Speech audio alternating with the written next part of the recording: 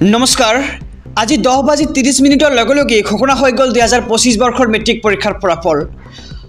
আৰু এই ফলাফলত কিমানজন শিক্ষাৰ্থীয়ে প্ৰথম স্থান লাভ কৰিছে কিমানজন শিক্ষাৰ্থীয়ে দ্বিতীয় স্থান লাভ কৰিছে আৰু কিমানজন শিক্ষাৰ্থীয়ে তৃতীয় স্থান লাভ কৰিব সক্ষম হৈছে ইয়াৰ লগতে প্ৰথম স্থানত কোনজন শিক্ষাৰ্থীৰ নাম আহিছে লগতে দ্বিতীয় স্থানত কোনজন শিক্ষাৰ্থীৰ নাম আহিছে ইয়াৰ লগতে তৃতীয় স্থান কোনে লাভ কৰিছে সবিশেষ জনাইছে আমসমূহ অসমবাসী ৰাইজক যেহেতু আজি 10:30 লগে ঘোষণা হৈ গ'ল 2025 বৰ্ষৰ মেট্ৰিক পৰীক্ষাৰ ফলাফল আৰু এই ফলাফলত কোন জিলা কিমান স্থানত আৰু প্ৰথম দ্বিতীয় তৃতীয় স্থানত কিমান শিক্ষাৰ্থী লাভ কৰিছে আমি সবিশেষ জনাইছো আমাৰ সমূহ দৰ্শকক ইতিমধ্যে ঘোষণা হৈ গ'ল 2025 বৰ্ষৰ মেট্ৰিক পৰীক্ষাৰ ফলাফল প্ৰথম স্থানত উজ্বলিছে যোৰহাটৰ প্ৰজ্ঞা একাডেমী সিনিয়ৰ সেকেন্ডাৰী স্কুলৰ অমিশী শইকীয়া নামটো আকৌ জনাইছো যে প্ৰথম স্থানত উজ্বলিছে যোৰহাট প্ৰজ্ঞা একাডেমী সিনিয়ৰ সেকেন্ডাৰী স্কুলৰ অমিশী শইকীয়াই 98.50% প্ৰথম স্থানত অমিশী শইকীয়াই উজ্বলিছে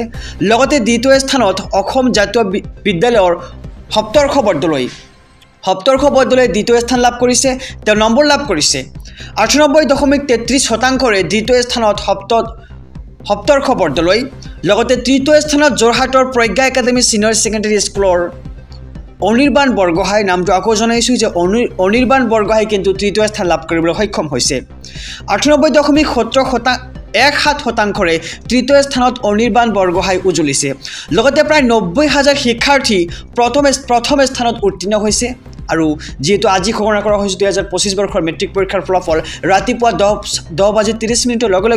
ঘোষণা হৈ গ'ল 2025 বৰ্ষৰ মেট্ৰিক পৰীক্ষাৰ ফলাফল আৰু প্ৰায় 90,000 শিক্ষাৰ্থী প্ৰথম স্থানত উত্তীৰ্ণ হৈছে লগতে দ্বিতীয় স্থানত উত্তীৰ্ণ হৈছে 1,35,568 গৰাকী শিক্ষাৰ্থী জনাইছো যে দ্বিতীয় স্থানত উজ্বলিছে অৰ্থাৎ উত্তীৰ্ণ হৈছে 1,35,568 গৰাকী শিক্ষাৰ্থী ইয়াৰ লগতে তৃতীয় স্থান লাভ কৰিবলৈ সক্ষম হৈছে 45,862 গৰাকী শিক্ষাৰ্থীয়ে লাভ কৰিছে তৃতীয় স্থান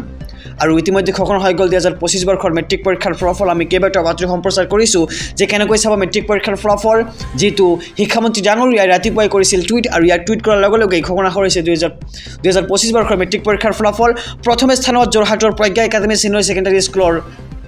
অমিশী শইকীয়াই উজ্বলিছে লগতে তেওঁ নম্বৰ লাভ কৰিছে 98.5% 98.5% নম্বৰে প্ৰথম স্থানত অমিশী শইকীয়াই উজ্বলিছে লগতে দ্বিতীয় স্থান লাভ কৰিছে অসম জাতীয় বিদ্যালয়ৰ সপ্তৰ্ষ বৰদলৈ 98.33% দ্বিতীয় স্থানত সপ্তৰ্ষ বৰদলৈ উজ্বলিছে লগতে তৃতীয় স্থানত যোৰহাটৰ প্ৰজ্ঞা একাডেমী সিনিয়ৰ সেকেন্ডাৰী স্কুলৰ